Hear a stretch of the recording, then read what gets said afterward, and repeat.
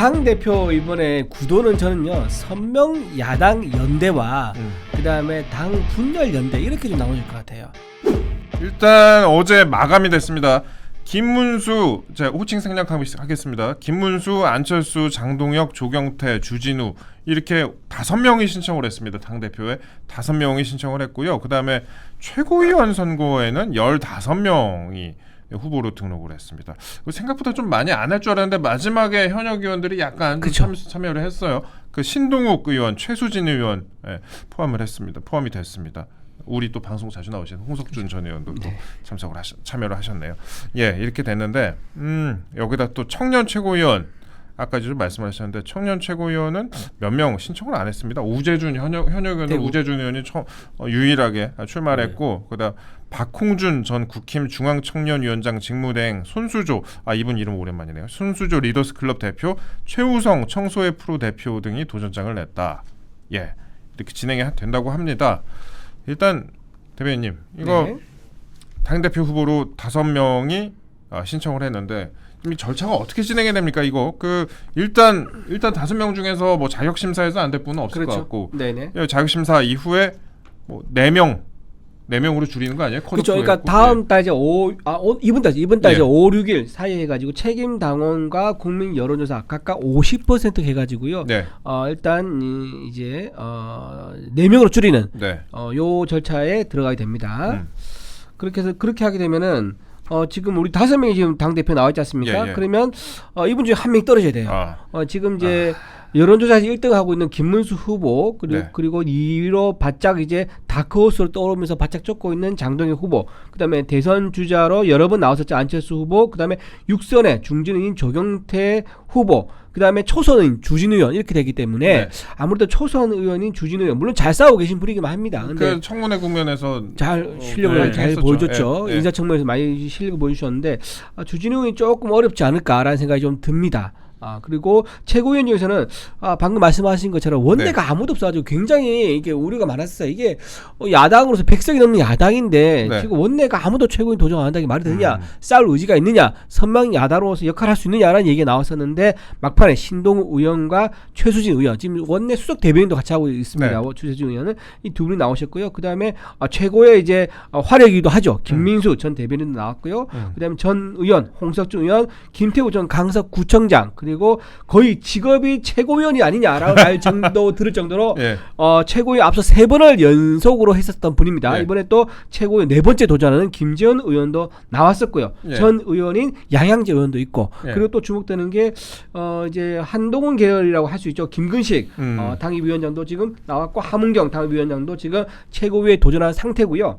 청년위원 중에서는 눈에 띄는 게 우재주 의원, 이분도 이제 원내 의원인데 이분도 이제 한동훈 계열로 좀 분류가 되죠. 그리고 좀 눈에 띄는 건 오랜만에 듣는 손수조, 박근혜 키즈, 부산에서 정말 힘들게 싸웠지만 그 당시에 무소속 장재호 의원한테 석패를 했었습니다. 그래서 손수조 이제 전 당협위원장이 부활해서 이번 청년 최고에 도전하는 이런 상황이 되겠습니다. 대변인 왜 안 나오셨어요? 저요? 우리 박민영도 제가 굉장히 박민영 왜 안 나갔어? 끝까지 안 나가더라고요. 제가 나가라고 그렇게 막 등을 떠밀었는데 일단 뭐 이렇게 진행이 되고요. 다음 지금 댓글이 난리가 났네요. 벌써 지금. 다음 주 월요일에 저희 김민수 전 대변인이 출연하기로 돼 있습니다. 그래서 뭐 김민수 대변인에게 전 대변인에게 궁금하신 부분들 있으시면은 댓글 같은 거 달아주시면요 저희가 방송에 많이 참고를 하겠습니다.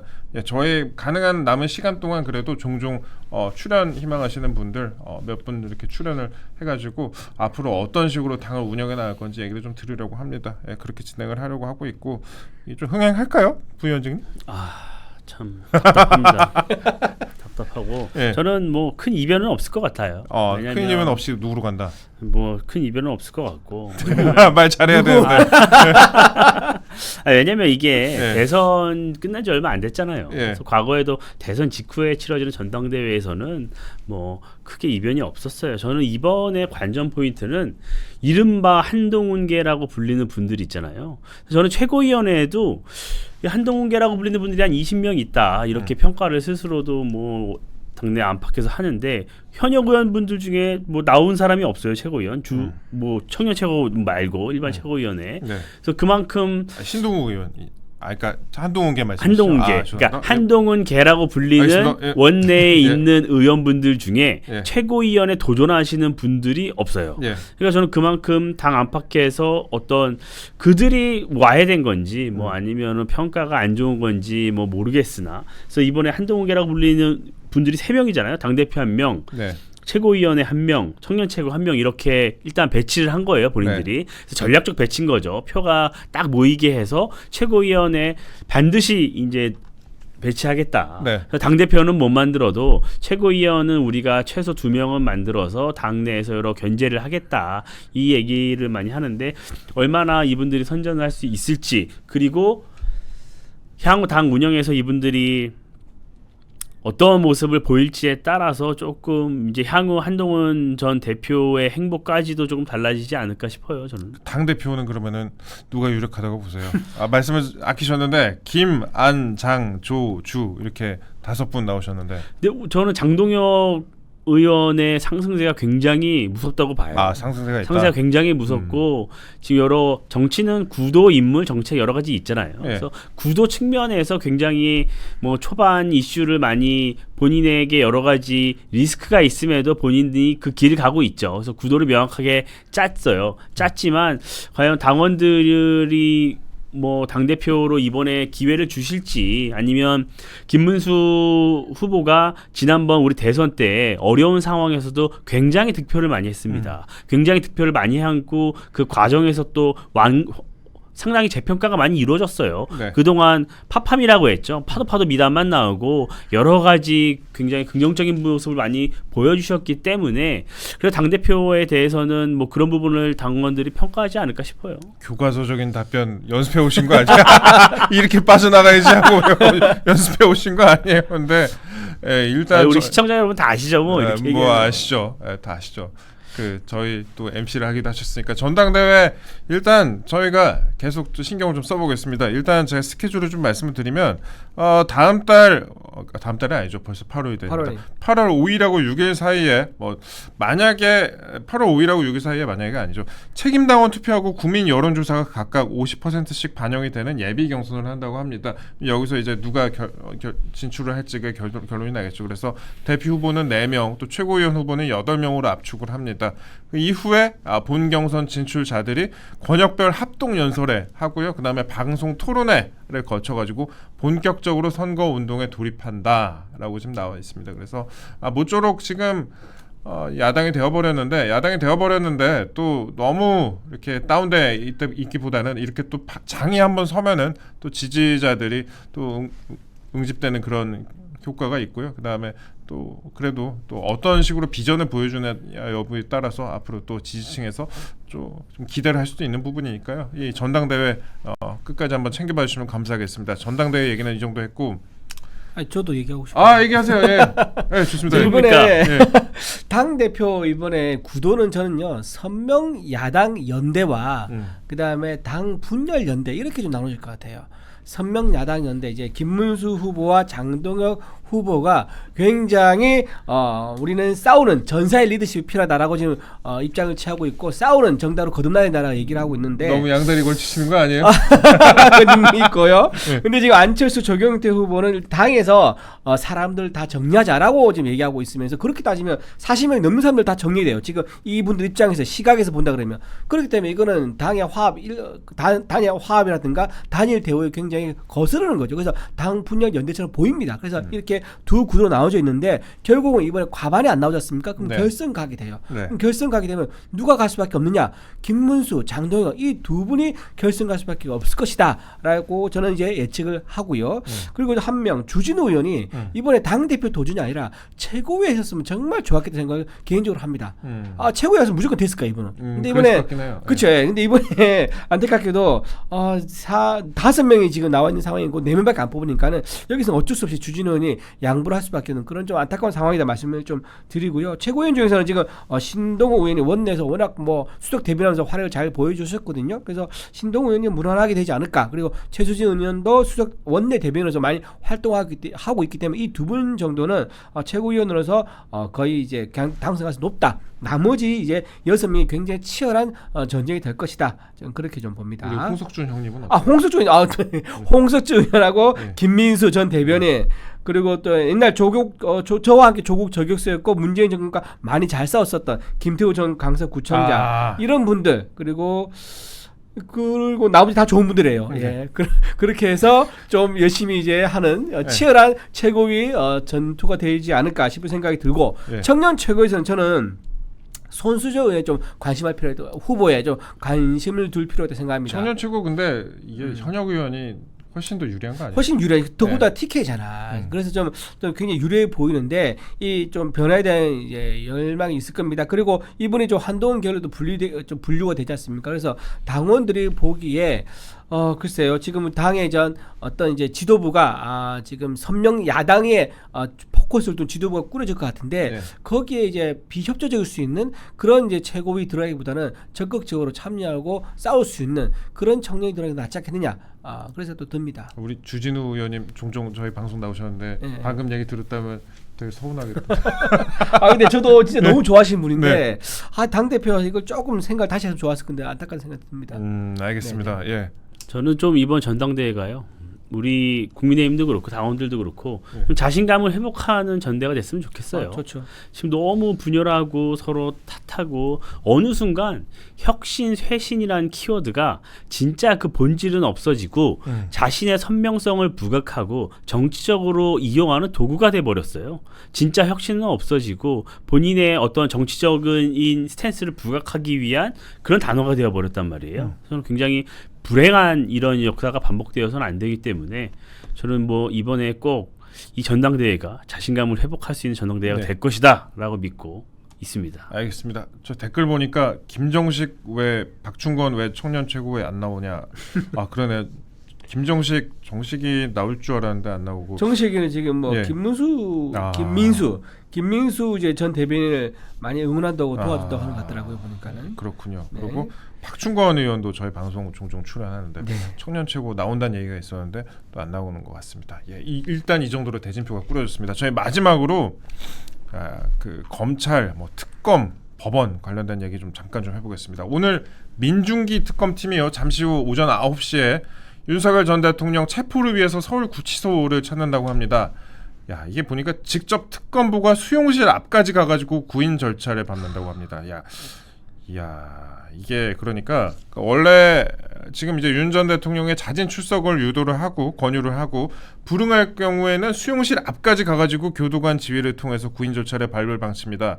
그러니까 직접 수용실 앞까지 가갖고 끌어낸다라는 그런 것 같네요. 직접 끌어낸 경우가 설례가 있긴 있어요. 옛날에 그 민노총의 간부인가 이 사람이 재판에 안 나갔는가 하여튼 수사 그 검찰의 소환에 응하지 않았는가 그랬을 건데 그때 한번 끌려간 적이 있습니다. 그 최서원 씨 그분도 비슷한 케이스가 있습니다. 제가 그때 특검 취재해서 아는데 2017년 그때 당시에 박영수 특검이 한 달 동안 6번 요구를 했습니다. 근데 불응해가지고 그때 최순실 씨를 구치소 밖으로 끌어낸 그런 적이 있었거든요. 그래서 고성태에 막 기어이 태웠던 그런 일이 있긴 했습니다. 근데 지금 이렇게 대통령을 하는 거와 좀 차이 다르죠. 대통령을 이제 끌어낸다 그러면 양쪽 팔 한 사람씩 팔짱 끼어야 되고요. 그다음에 양쪽 다리를 또 한 사람씩 또 들어야 됩니다. 그러면 이제 개구리 실험실에 있는 개구리처럼 이렇게 사지가 덜렁 들려 나가야 되는 이런 상황이 되는데 과연 그런 모습을 언론에 노출시켜서 특검이 무리하게 할까? 그러니까 호송 차량에서 내려가지고 특검으로 들어가는 그 모습을 언론에 노출시킨다. 그렇죠. 그런 계획이겠죠. 이거 굉장히 이건 정치를 하는 거다라는 것들을 특검이 수사라는 게 아니라 정치, 그러니까 뭔가 파렴치한 사람이다. 라고 해서 계속 안 좋은 이미지를 노출시키는 거죠. 그렇게 해서 그런 상황을 만들고 저항하는 듯한 모습을 만들어서 굉장히 이제 국민들에게 안 좋은 인식을 심기 위한 그런 정치적 행위로 하는 거 아닌가. 사법 절차를 정치로 이용하는 거죠. 지금 특검이 위기예요. 위기입니다. 3대 특검 열심히 가동하고 있지만 내란 특검이라 보기 쉽지 않은데 이름이 그러니까 내란 특검도 뭐 구속영장 청구한 건 줄줄이 기각됐잖아요. 네. 그리고 지금 김건희 여사 관련된 여러 특검 수사도 뭐 본인들이 여기저기 다 압수수색을 했지만 아기가 안 맞고 있어요. 뭐 신발이나 여러 가지 뭐 이 물품의 사이즈도 안 맞고 뭐 목걸이도 여러 가지 아기가 안 맞는 거예요. 그 약간 그 김건희 여사 관련된 거는 좀 시나리오 비슷하게 그러니까요. 네. 뭐 본인들이 여러 뭐 그동안에 막 한간에 떠돌던 얘기 갖고 시나리오 갖고 막 접근을 해서 무차별적으로 압수수색을 했잖아요. 신발 사이즈도 그렇고. 근데 뭐 이게 맞는 게 딱 떨어지는 게 없는 거예요. 그러니까 특검도 이제 시간에 쫓기고 있으니까 뭐라도 해야 되겠다. 그래서 여론을 좀 이끌어야 반전시켜야 되겠다. 그래서 지금 이렇게 무리수를 두는 것 같아요. 근데 뭐 다 아시잖아요. 뭐 대통령이 구치소에 있는데 가서 끌어낼 수는 없어요. 왜냐하면 형사소송법상 그걸 물리력을 행사할 수 있는 법적 조항도 좀 미비합니다. 일반 자범들도요. 사실 구치소에 있는 자범들도 구속이 되면요. 조사받으러 안 간다고 하면 안 가면 그만이에요. 아니 그거는 이 특검부 가겠죠. 특검부가 가서 지휘를 하겠죠. 근데 그거를 실제적으로 만약에 물리력을 행사한다면 행사를 하는 사람은 교도관이 됩니다. 근데 교도관이 그 잘못했다가 뭐 특검부가 자기 보호해 줄 건가요? 아니죠. 오히려 본인이 더 피해를 볼 수가 있어요. 그렇죠. 그래서 이런 상황까지 일부러 만드는 게 왜 특검부가 이거 몰랐겠습니까? 특검에서 다 알고 있죠. 알고 있지만 일부러 이슈를 전환시켜서 여기에 집중시키는 거예요. 그래서 대통령을 더욱더 악마화하려고 하는 건데 실질적으로 뭐 본인들이 취할 수 있는 이득은 별로 없을 것이다. 저는 그렇게 봅니다. 그리고 또 하나 지금 윤석열 전 대통령과 관련해서 또 하나 법적인 이슈가 10만 원씩 배상해라라는 그런 판결이 있었습니다. 윤석열 전 대통령의 그 계엄으로 인해서 정신적 충격을 입었다라고 주장하는 사람들이 이제 소를 제기를 했죠. 그랬더니 그에 대해서 법원에서 10만 원씩 배상해라라고 판결을 하니까 지금 줄 소송이 이어지고 있다고 합니다. 무슨 뭐 10,000명이 넘는다 뭐 이런 식으로 보도 나오기도 하는데 일단 뭐 지금 보도가 이어지고 있어요. 그래서 근데 이제 윤석열 전 대통령 측은 판결에 대해서 강제 집행 정지를 신청을 했다. 이런 식으로 좀 보도가 나오고 있습니다. 박주민 민주당 의원 같은 경우에는 내란 수괴가 염치 양심도 버렸다 이렇게 얘기를 하고 있는데 저희가 뭐 정치적인 걸 다 떠나서 제가 법 쪽에 취재한 부분을 좀 짧게 좀 설명을 드리면은 이 1심 판결에 대해서 좀 황당한 판결이다라고 보는 시선이 좀 많은 것 같습니다. 정치적으로 뭐 보수가 아닌 분들도 이런 얘기를 많이 해요. 그러니까 판결 논거가 제대로 없다. 그러니까 헌재 파면 결정문을 차용을 하고 그 판결문 헌재의 결정문을 바탕으로 이 정도는 뭐 10만 원 정도 줘야 되는 거 아니냐 뭐 이런 식으로 결론을 내렸다라는 그런 비판이 왕왕 법조계에서 좀 제기가 됩니다. 이게 돈으로 환산할 수 있을 정도로 정치적 고통이라는 게 있다면 구체적이어야 되는데 그런 것도 없고 그 다음에 이번에 또 이 판결을 한 판사가 저희가 특정 판사에 대해서 뭐 지칭하고 싶진 않은데 이 이성복 부장판사가 사법연수원 16기입니다. 이분이 전국 법관대표회의 의장을 지낸 인물입니다. 전국 법관대표회의 이게 또 정치적으로 약간 편향된 사람들이 의장을 지냈다, 뭐 간부를 지냈다 이런 식으로 법조계에서 비판을 많이 받고 있는데 의장을 지낸 인물인데 이게 이 부장판사의 또 마지막 판결이라고 해요. 이제 은퇴를 하나 봐요. 그래서 2심에서 뒤집힐 것이다라고 많이들 관측을 하는 것 같습니다. 이게 말해야 되지. 이게 이런 식으로 된다 그러면 모든 정치인들은요. 그 정치 행위는요. 그 수혜를 보는 사람도 있고 거기에 동의하지 않고 또는 직접 피해를 입는 사람도 있을 수 있습니다.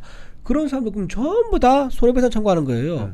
지금 문재인 전 대통령 보세요. 울산시장 선거 개입했었죠. 울산 시민들 얼마나 충격받았습니까? 손해배상 청구해야죠. 부동산 통계 조작했지 않습니까? 그것도 그러면 부동산 부동산으로 지금 손해본 사람들은 또 손해배상 청구할 수 있는 거죠. 그렇죠. 그런 식으로 다 손해배상 청구를 할 수 있는 겁니다. 이재명 대통령도 대통령 당선 그 자체가 충격이다라고 하면서 손해배상 청구를 할 수 있는 거예요.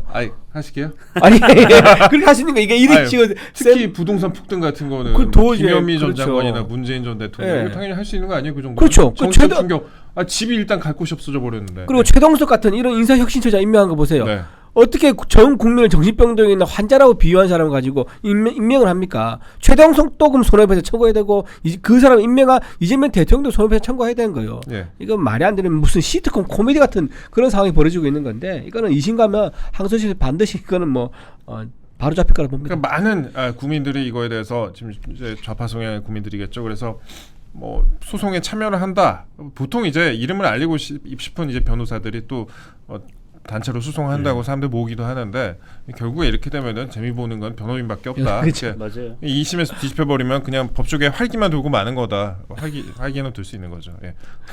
이런 식의 관심이 많이 나옵니다. 이분 정치하려고 그러시나요? 예. 뭐 이런 판결을 수도 있겠죠. 예. 판사? 이 법관 대표의 출신들 정치 많이 해요. 그러니까요. 예, 뭐 예. 퇴직하기 전에 뭔가를 예. 한 줄을 만들고 싶어서 그런 건지 납득하기 어렵잖아요. 예, 다음 총선 생각할 수도 있겠네. 민주당 경남도당 같은 경우에도 경남 1만인 1만인. 소송당 모집 기자회견을 내기도 했었고 참 그렇습니다. 야 이게 저희는 뭐 그렇게 저희는 이 윤석열 전 대통령 관련된 이슈를 다룰 때 저희가 법적으로 문제가 있다면 혐의가 있다면 혐의는 혐의대로 수사를 하고 그 다음에 혐의가 있다면 또 재판을 통해서 밝혀지면 될 일이다라고 항상 말씀을 드리는데 근데 그걸 넘어서서 이렇게 법조계에서도 과연 이런 판결이 맞느냐 황당한 판결이다 이게 과연 논리가 있느냐 이런 판결들이 나오는 거는 우리나라의 법적인 안정을 봤을 때 과연 좋은 일인가 하는 그런 생각을 하게 합니다. 이게 한번 이런 일이 벌어지게 되면 나중에 또 정권이 또 바뀌었을 때 그때 반대 일이 또 벌어질 수도 있거든요. 그렇죠. 그렇게 되면 우리나라의 이제 사법적인 안정성 자체가 무너지게 되기 때문에 이거는 저희가 글쎄요, 꼭 한번 다뤄야겠다 싶어갖고 마지막에 좀 배치를 해봤습니다. 시청자 여러분들께서도 이게 전직 대통령이지만 이런 사안에 대해서는 좀 관심을 가져주셨으면 좋겠다라는 그런 생각을 해봤습니다.